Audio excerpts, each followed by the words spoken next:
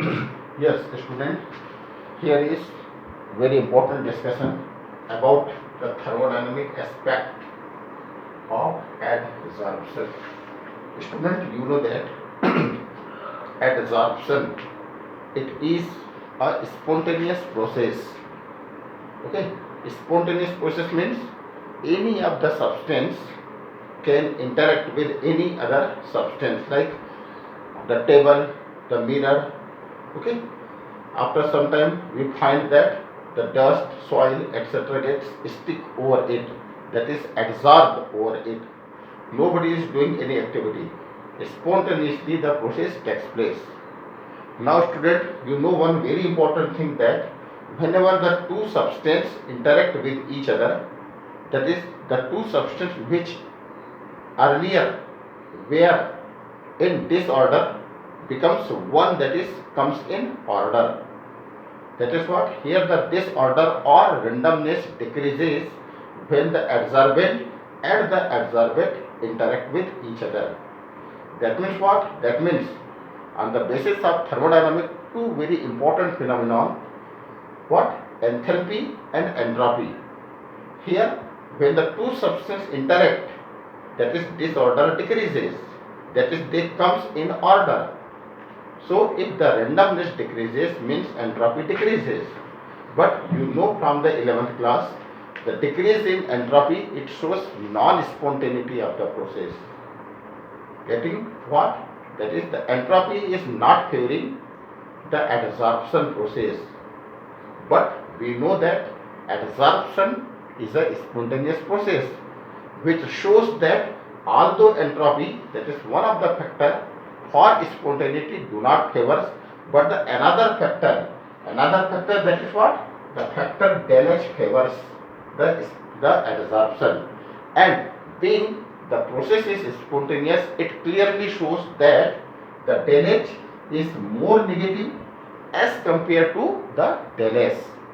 Okay, so as the process, that is more and more interaction takes place, more and more energy gets released out, and due to releasing of energy, now the del H become more and more negative, and it dominate over the second factor.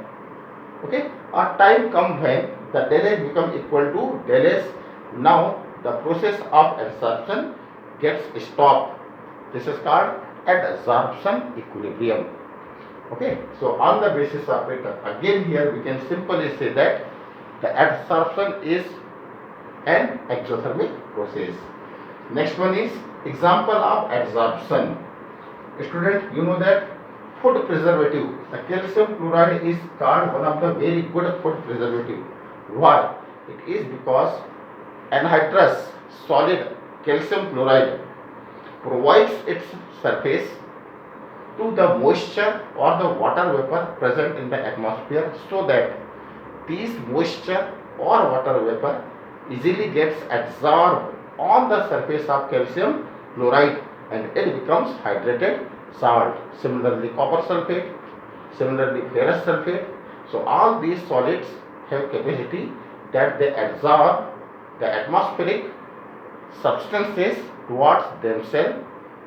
Okay, one more thing is there, like here the cloth, it looks like yellow color, but earlier it was not colorless. So how the dyes gets interact with the fiber? It is by adsorption.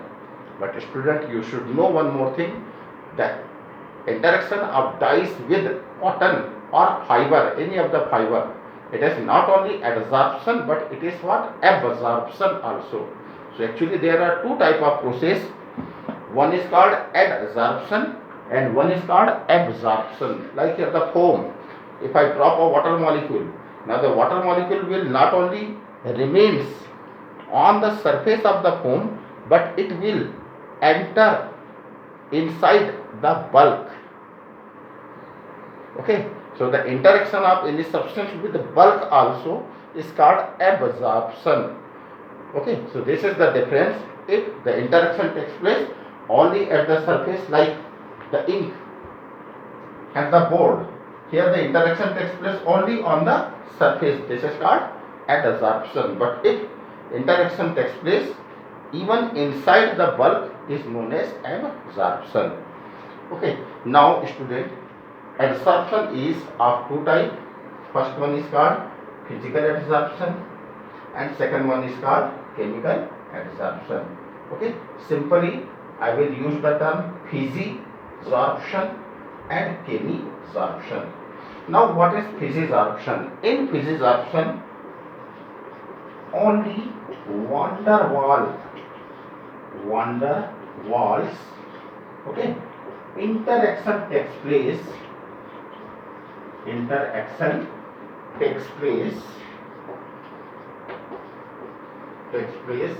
between two components. Okay, now two components means what? Absorbent and absorbent. There is no any bond formed. Okay,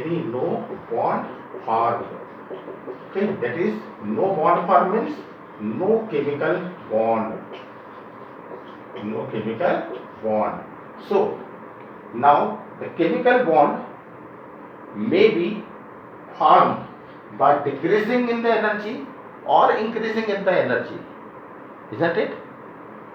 Chemical bond, that is when the two substances will interact chemically, then there is two chances. The process may be endothermic or may be exothermic, but whenever only van der Waals interaction takes place, there is only one thing, the process is what? Exothermic. That is what? Only van der Waals interaction takes place between two components. There is no any bond formed, that is no any chemical bond formed between two components.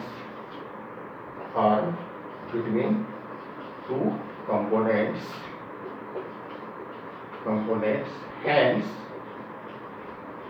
physisorption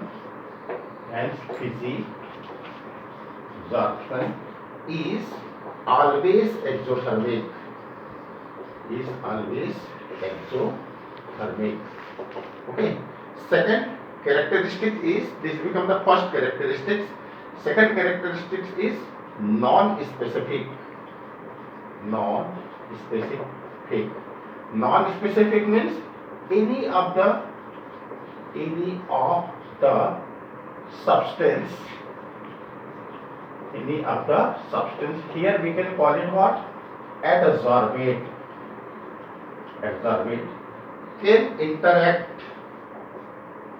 Can interact with adsorbent. Like, how can you understand it? You can think about, in a glass, per day we need to clean it. Why? It is because the surface of the glass can interact any of the substance. If we keep table outside the room, then next day we will observe that the dust, soil, the moisture, vapor, all the things get absorbed and concentrated on the surface of the table. That means what? That means here the table is not allowing only few substance, but it allowing all the substance of atmosphere to interact with it. Therefore, this is called what? Non-specific in nature. In next video, we will observe some more characteristics of physisorption, and after that we will observe what? The characteristics of chemisorption, and so that there will be the differences between physisorption and chemisorption in next video.